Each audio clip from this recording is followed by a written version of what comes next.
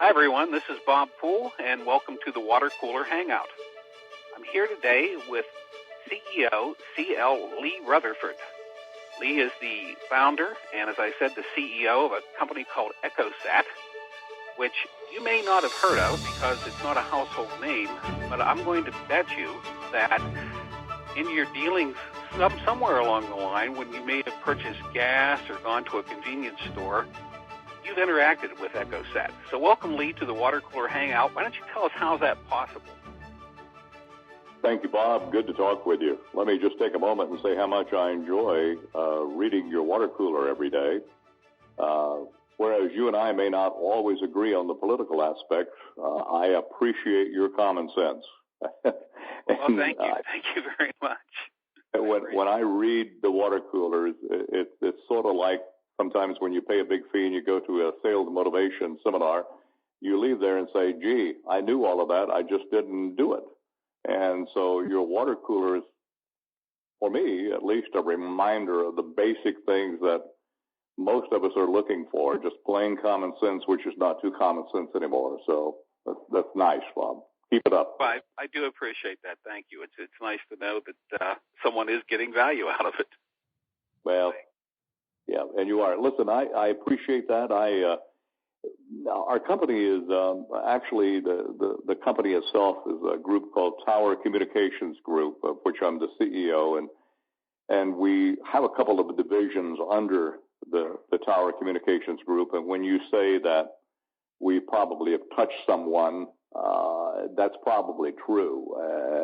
A lot of people, and I'll explain that in a moment, because I have a younger son who one time asked me if our company would just put out a little pamphlet to say what we did, and I thought that was a great idea, and we did that because many times when you talk about our company, it's kind of like the blind man or a group feeling of a elephant, and of course if you felt of the tail, you'd say, well, it's a rope, but if you felt of the leg, you'd say, no, my goodness, it's more like a tree. So it sometimes gets very hard to describe it, but in the basic terms, one of our divisions, of which we're extremely proud of, is EchoSat, as you mentioned, which is actually started because of the satellite division years ago. Echo meaning bounce off of a satellite, and it's a multifaceted communications company. In the EchoSat division, we supply satellite communications for business communications, such as critical data for convenience stores and utility companies, and for oil and gas, utility type things. And a subset of EchoSat is SPG, which actually stands for Secure Payment Gateway. Now, this is a solution for convenience stores and retail stores, those type outlets. And to better explain that, how we may have touched someone, if you went into it, let's just take a convenience store, for example. Maybe it's a Gulf store, maybe it's a Citgo store or whatever, or any of the many other ones that we served, and you put your credit or debit card into the pump. That transaction goes into a controller, then it goes into a point of sale, which is their cash register, so to speak, and then goes into our SPG device. And we encrypt that transactional information and ship it by satellite or the internet. And by satellite, I would mean 23,000 miles up in space to a fixed bird, and then 23,000 miles back down to our data center, our secure payment gateway. So it either enter by the internet or it enter in by the satellite. The equipment at our secure payment gateway then looks at the card, and I'm enamored by this, and we'll talk about age in just a moment. And the equipment says, oh, that came from a Citgo store, and then it knows that their credit processor is, say, Heartland Payment Systems. So then we send it off to Heartland. Heartland then looks at it and settles with the credit card company, MasterCard, Visa, Discover Card, American Express, or whatever. So then they send it back to our gateway, and then we send it back to the pump, and you're ready to pump your gas. That's just one aspect of that. Now, Bob, that all happens in about 2 to 3 seconds.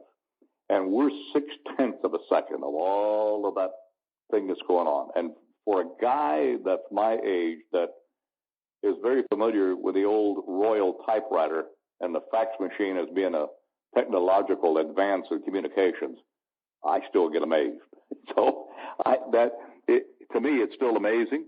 Another division that we have is Melody Line, which is a professional music and message on hold service.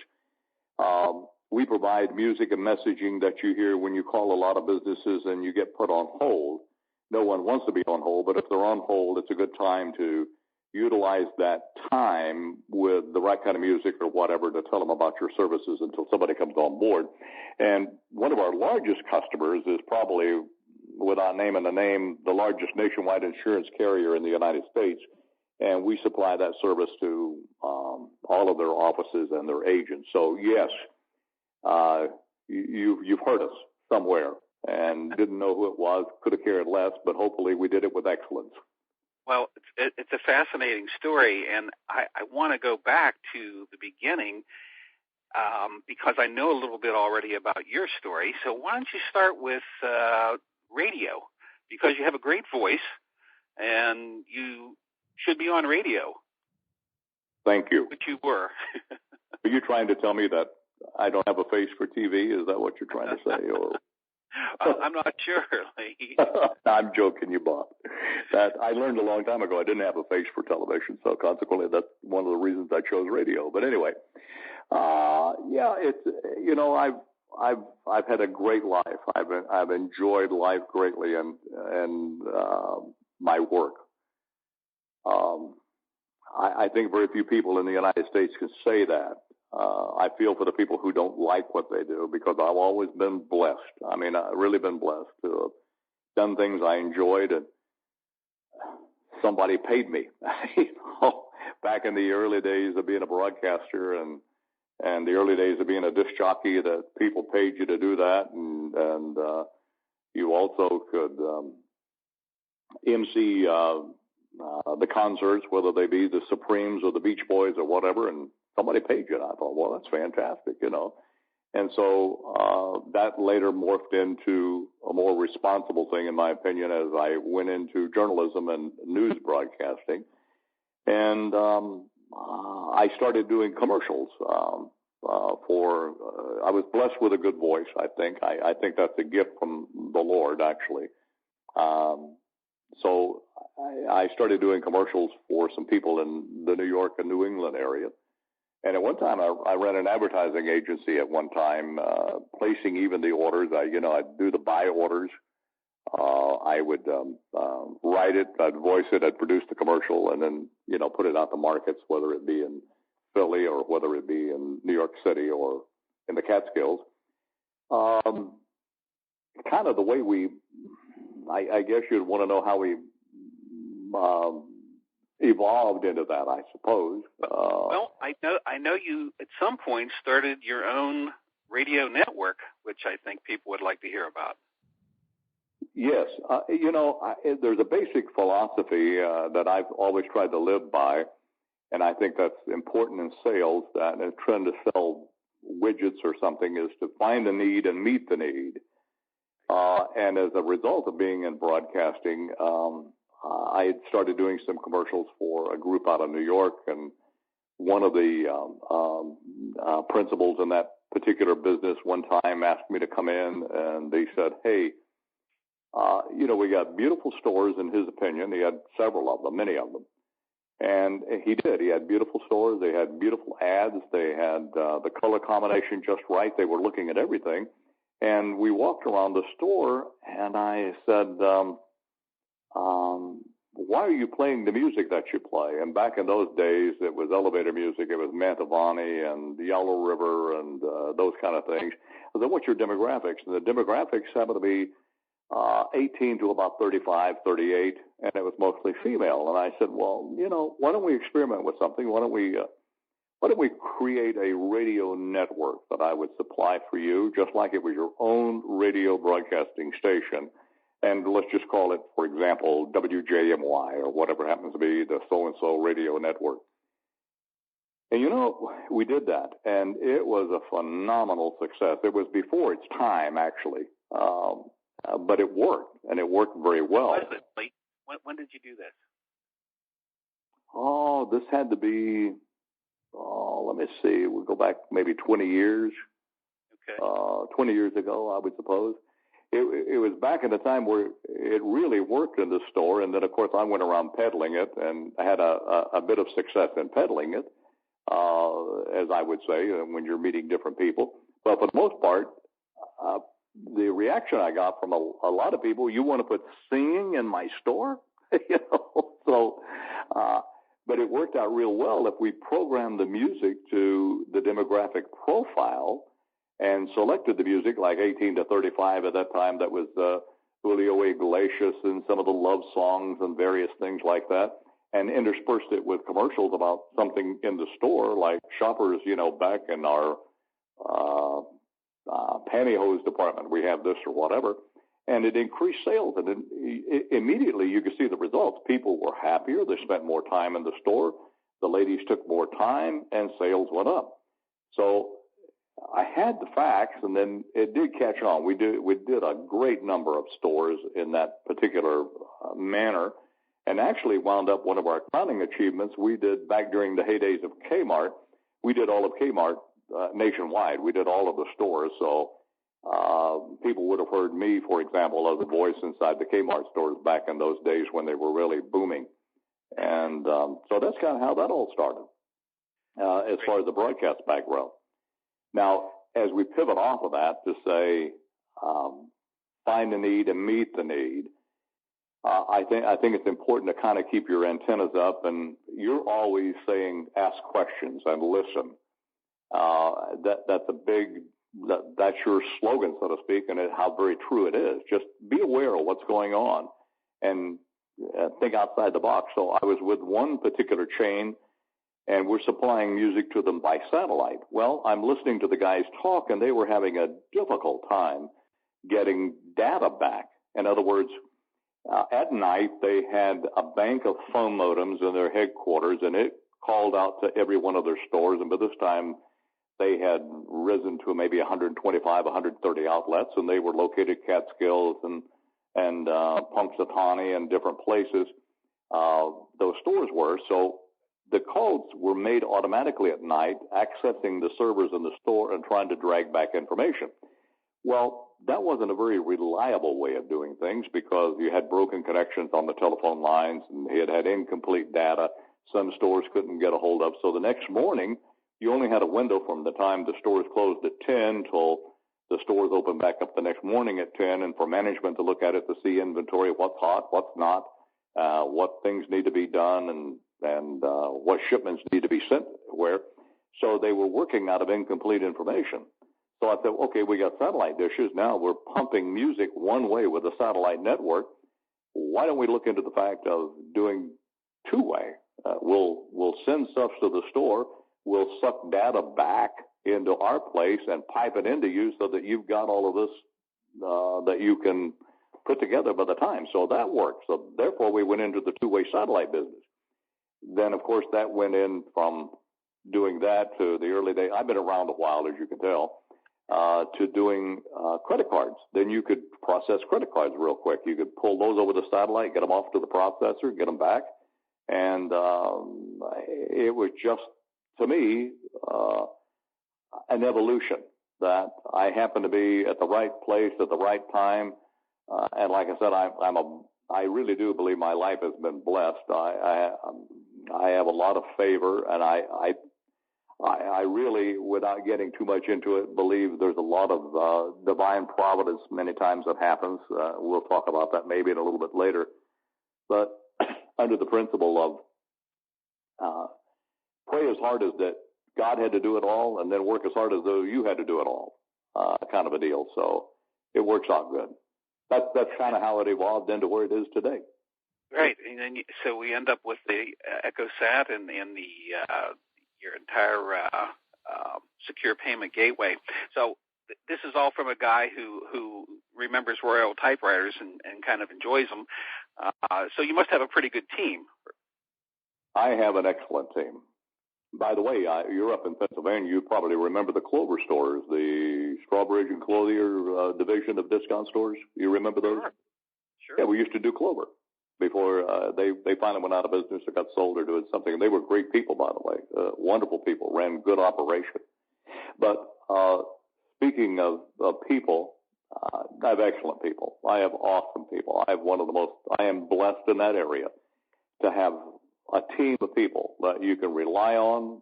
I think the secret is to find the right person, and then invest in that person, because the greatest asset that we have, not a pretty building and not a pretty table and not a pretty chair, but people who love what they do and are empowered to do what they do and can be creatively thinking. And I get to be a coach, so to speak. I like to think of it more as a coach or a moderator, is to stimulate discussions and ideas from all of these people who are very, very sharp. I mean, they're great people. I do have a good team, yes. How do you find them? Well, two ways. Without belaboring that point, there's a lot of prayer about that. I had a guy ask me one time on an airplane. I happened to be upgraded to first class and happened to be sitting by a guy that was, a human relations recruiter. So he asked me the same question. And I said, well, we pray a lot. And he thought that was kind of funny. But it's not. It wasn't funny. I mean, my sons and I are believers, and we're very concentrated about that in the faith effort. And when we have a need, we pray about that the right person would come in. And you know what? It has happened that way. Great people have come through our door, and then before we ever have a discussion about how they do something, let's say if they're in the technical arena. I'm not strong technically, but I have, of course, CTOs and CIOs and different people who are extremely bright, rocket science guys. But I do all of the first interviews because I want to, first of all, know who this person happens to be. I also have another saying that you can about teach any monkey to do anything, but you can't teach character, honesty, integrity, caring. Now, if a person has all of those things, then you're way ahead of the game. If they care about people, if they have passion for what they do, then it's time to turn it over to one of the guys in the department that can drill down to see how much does he really know. And that's what's worked for us, Bob. That's just the way it is. It's worked for us. I love it. I think it's a great formula. It's I think looking for those things like integrity that are either there or they're not there. And I think you probably have a pretty good sixth sense and a good intuition when it comes to figuring that out with people too. Well, I hope so. Sometimes I miss it and I really mess up. Well, we all do that. As a salesman, I'm easily sold too, So. Yeah. You're allowed to make mistakes. If we're not making mistakes, then we're doing something really wrong. We're not doing anything.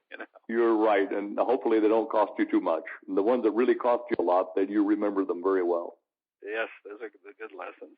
So how have I've got a couple more questions I want to ask you, and then at least one more. Then I want to ask you one final question that I think is important to talk about. But how have you seen business change in the last few years? I mean, you've been around, almost as long as I have. So I may have been around longer, Bob, so we won't get into age there. But I have seen a great transformation of business over the years since 1973 when I actually incorporated the Tower Communications Group. So that's a long time. And I've seen so many pieces in communications change. For example, I can remember when, a fax machine, that was the most awesome thing in the world. We didn't have to have this big stack of Federal Expresses going out overnight for somebody to see. We could put this into the machine and they would get it. Now, I've also seen what I consider to be the bad side of that, which I think is lacking in business today.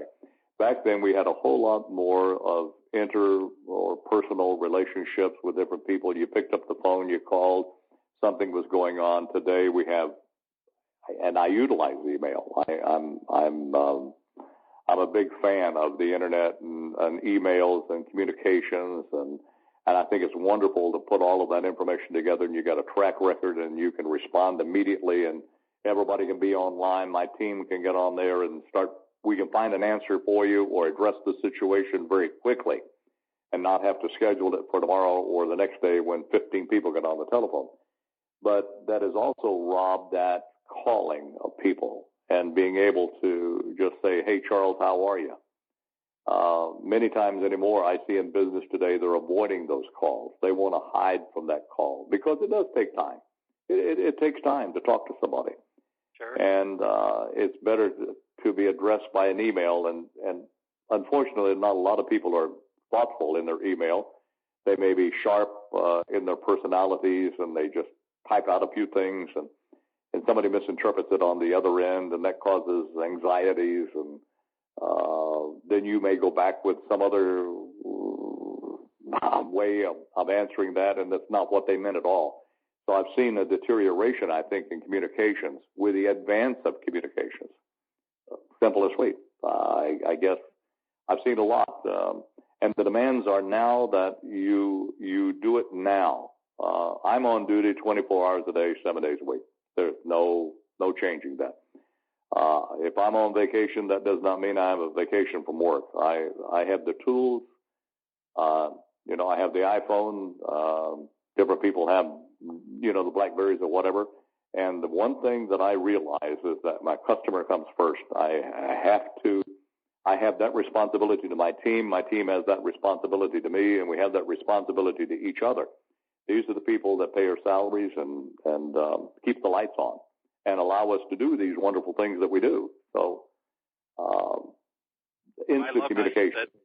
I was going to say, I love how you said that you don't hide from them, and that's so important, because I do see, even with sometimes my own clients, I have to remind them that email is great, but picking up the phone and just saying hello or discussing something is certainly just as quick and certainly more personable. You need to do that.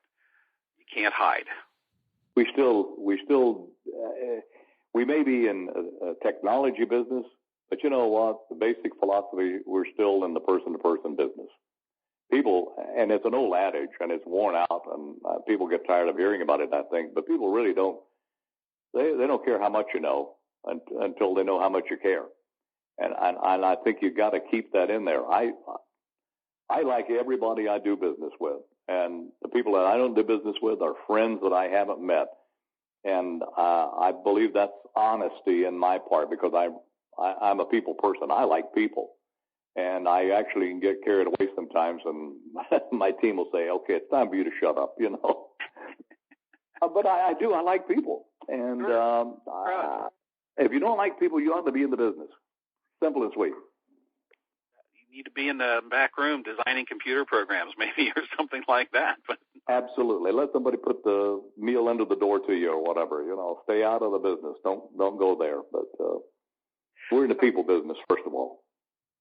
Let me ask you this question then, and then because we're moving on in time here, do you believe that business has, and I think you've already answered this for me, but do you think that business has any kind of obligation to make the world a better place? Oh, I do. I do. And I think it's up to every individual who's in business to choose that part of it. I see a lot of big things happening and getting marketed, and I'm all for the pink thing, as we see, for breast cancer awareness and all of that, and I think that's good. I do think some people exploit it. But I consider myself to be a small business on a scale when you look at how the world runs and how many big businesses are out there. So we take the time, my sons and I, and say, okay, where there's a need. There are people that we know, for example, we're big on education. There are people who may be struggling with their children to provide the right kind of education. So we as a philanthropy type thing, do that. We also have a deal where if we're aware of somebody that has been caught in a bind somewhere, maybe they lost their job and they're short on their house payment or whatever, trying to find another place or whatever.